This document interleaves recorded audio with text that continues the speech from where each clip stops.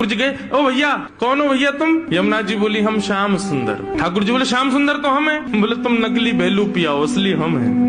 बोले ऐसे कैसे, तुम पे बंशी बजानी आवे? देखो मैं बंशी बजा के दिखाऊं। ठाकुर जी ने बंशी बजाई, उससे बढ़िया यमुना जी ने बजा दी। बोले मेरे पास काली कमली, तुम्हारे पास है? यमुना जी ने अपनी काली कमली दिखा दी। सब प्रकार से ठाकुर जी अपनी वस्तु दिखावें और यमुना जी उसको प्रस्तुत करें। बोले अब कैसे सिद्ध हो कि असली श्याम सुंदर कौन है? यमुना जी बोली मैं एक टेर बजाऊंगो, यदि मेरी टेर सुन के राधा रानी बगल में आके खड़ी है गई तो समझो वही असली श्याम सुंदर। जाके बगल में किशोरी जी आके खड़ी हूँ। अब ठाकुर जी बोले हम तो मान करके बैठे, हमारे बगल में तो आएंगी नहीं, वो इन्हीं के बगल में आएंगी। जैसे ही टेर बजाई श्री जी आने लगी, ठाकुर जी दौड़ करके गए श्री जी के चरणों में। आप मैं असली श्याम सुंदर मेरे बगल में, मैं कभी मान नहीं करूंगा, आज के बाद आप मेरे बगल में बैठ जाओ, एक बार सिद्ध कर दो। श्री जी बोली कौन कौन कहाँ से आ जाते हैं नकली नकली लोग, असली श्याम सुंदर तो वो है। श्री जी गई और श्री यमुना जी के बगल में जाके खड़ी हो गई। अब तो सब गोपियां उन्हीं के चंवर डुरावे, उन्हीं पे इत्र छिड़कावे, उन्हीं पे गुलाब जल अर्पित करें, सिंहासन पे उन्हीं को बैठावे, उन्हीं को भोग लगावे और दूर करे श्याम सुंदर रो में। बोले मैं हूँ असली श्याम सुंदर, जे कहां से नकली आ गया है। जैसे ही श्याम सुंदर